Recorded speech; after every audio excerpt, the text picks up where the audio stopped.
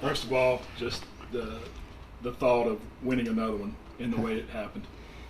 Well, the dramatic form, you never know how these things are going to go. You know, you just try to prepare for every moment, and you know, you couldn't ask for a better championship game, I guess, you know, from the fan standpoint for the conference. And you know, first of all, KK Landreneau was unbelievable today. I thought she competed well. She was a warrior in the circle, and Southeastern played extremely hard today. I'm proud of my team, though. You know, there's a lot of momentum shifts in there. Our team was able to keep focus. A lot of good defensive plays on both sides of the ball today. And I thought Whitney came out, did an excellent job for us.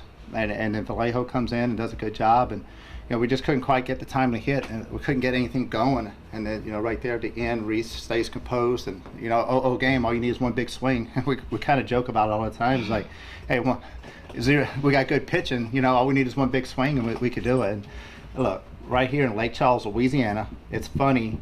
The crowd supporting it is a regional atmosphere. We want to thank both fan bases for the atmosphere we play in. You couldn't ask for anything better in Lake Charles, Louisiana. Questions? Fifth inning, you guys didn't have any hits. Riley came through. What was kind of the message before the inning there to kind of get him going? Yeah, you know, I think we're trying to anticipate. We're trying too hard instead of just playing the game, and that's what we try to kind of calm everybody down. Hey, quit trying to force the hit. Pitches are looking good. We're just not swinging the good pitches. I felt like we kept chasing pitches and kind of slowing our barrels down a little bit. So we're just trying to calm everybody down and get back in the moment. I felt like we were like I said, there's never a lack of want-to with this team. Sometimes their want-to gets too great, and we got to kind of come back down and just play the game. That's what we're trying. That's what we did with Reese right there at the end. It's just trying to, hey, we train for these moments, just nice and relaxed, just see the ball, hit the ball, don't think about anything. And look, man, I'm proud of our team, proud of the way that this thing turned out. And obviously, you know, to be able to do it at home is always going to be special. But the fan base is unbelievable. This weekend has been electric for McNeese Softball. I've never played in front of home fans like this before, so hopefully it's a sign to come. 8 innings, didn't give up any runs. Talk about Whitney and Ashley on the map, in the circle. And just trust those two kids so much, right? I trust our pitching staff, but that's where veteran leadership comes in. You know, Whitney was able to scatter hits. She's able, anytime they kind of got any kind of momentum, she was able to minimize contact, get us out the innings. And I think our outfield did a great job for the most part, keeping out base hits to singles. And that's what our message of today was: make them earn more than one base at a time. Yeah, we'll give them one base. And we did a good job out there. I thought Aaron played well defensively all weekend. Brooke Otto makes a great play out there in left field, and Seneca's always going to be consistent in right field for us. And then our infield play, you know, Reese and Bouvier and Marty are lights out over there, along with Chris. So it's a great team effort. There's a lot of things going on in that game, but the senior leadership in the circle with Tate and then junior as Vallejo just really showed off. Like people fed off their energy. Those kids were warriors today, and very proud of them. 3 times you got an out on the bases with the lead runner. Yeah. A couple of times they tried to take advantage of a play and you got them out. How important was that to keep them out of scoring? Yeah, you know, anytime you could break that's the name of their game, is to try to put pressure on you. And you know, last couple of times we played them, I don't think we handled the pressure really well. And I thought today our kids we knew that was going to happen. We were looking for backside runners. We knew they were going to be aggressive, and we were able to capitalize on their aggressive play. And you know, sometimes you can, and you know, for them, a lot of times people make mistakes. And today our kids were solid. They were looking for them, but that you know, what I'm proud of our kids right there is we talked about a game plan and the maturity of them being able to execute on the defensive side of looking for those runners and not getting caught up too much in the big play. Reese, when you saw it go over the wall, what was kind of going through your mind there? I just walked the game off. It was a great feeling, but I couldn't have done it without my teammates. So it just so many emotions. It was crazy. It was probably the craziest thing I've ever done. What does it mean to you to be named the tournament MVP? It's a good feeling to be named the MVP, but like without my pitching staff being able to go throw a shutout combined in that game, like they did such a great job. And yeah, I got the big hit, but we wore down their pitcher throughout the whole game. Like, it wasn't just that one at bat that won the game. It was my pitching staff. Our defense did incredible today. So that was we always say defense wins games. So I think that was a big part of it. When did you become a power hitter? Hey, you see it, you hit it. You see it, you hit it. Yeah, your only 2 home runs of the season have been in the tournament. Yes, anything sir. changed for you? No, I just think I've been seeing the ball pretty well. Coach James came up to me, he kind of calmed me down that at bat, and he just said, look, man, see it and hit it, and get a good pitch to hit, get something over the white that you can drive. And I said, yes, sir, and that's what I tried to do that at bat.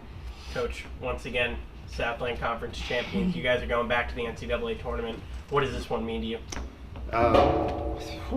They're all special, and I think everyone's special within its own right. But this does, like everyone, just does have a lot of meaning. The pride of taking these kids, I felt like we were attacked this year personally, and I feel like our kids stayed the course.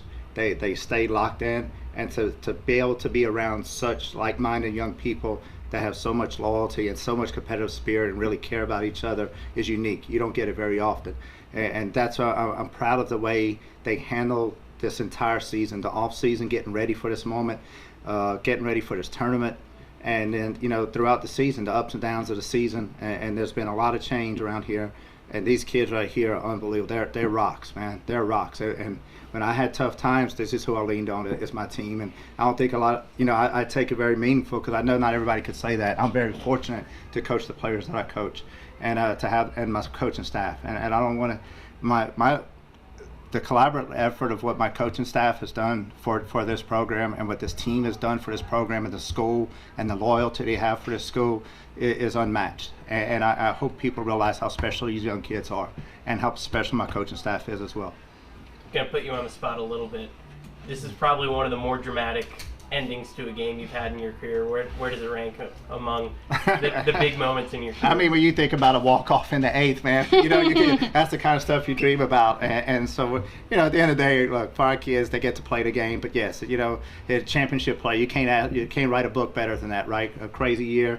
We did some great things as a team. We set some goals at the beginning of the year, and they're able to keep trying to accomplish them. We talk about making history. We talk about, we set things early and we forget about them. But don't think we didn't plan. Like, we planned to be in this moment. We trained for this moment, and to see it all come through, it's special. It's unique, and I'll never take it for granted. I'll tell you that. Talk about making history. It's 44 game wins and repeat. We're the only team to do it. Yeah, that's good stuff, right? It's a testament to the program, the players that played here before, setting those standards and the hard work they've done. And the only way you could raise the bar is you got to have good players, but somebody has to set the bar for somebody to raise it. And we have had great people in the past that worked their butt off to set a standard at this program, and for this young group to come in and see what the standard is and stick to it and want it and fight for it, it's always going to be special. We got a lot of work to do. Like, we're going to enjoy this tonight. We'll get back to work tomorrow. We want to be in a regional. We expect it. That's the expectations of the program, and now we have to find out. We're looking forward to seeing where we're going and getting ourselves ready for regional play. Reese, you had a lot of former players in attendance. Yes, sir. A whole lot watching online. Just the message that, like Pam had said, 44 wins, repeat. The only team in the program history to do something like that. But like Coach said, it started way back then. What would you like to tell all those former athletes? And I just want to say that playing under them has been such a great experience. McNeese was always my first choice. I know Erica's a big deal, Justice McLean. I feel like they're family. Even though I don't get to see them every day, I feel like they are family. And everyone before me and everyone who will be after me, we will always be a McNeese Cowgirl family. And so we, part of what we do is speaking to alumni. Part of what we do all week is we watch every championship held here, every celebration, and we talk about each team, their own adversities they had, and the moments they had, and how they overcame it, and down to, in 16 when we finally got over, we won the tournament after winning the league a couple of years and had some disappointing in the tournament. We talk about those teams and the leadership they had, and we make sure that everybody that's ever been here, their name keeps getting passed on. So we want to make sure that it's not just this year's team. We want to keep adding to it. We want everybody to feel included. But we do study every team that's ever been here.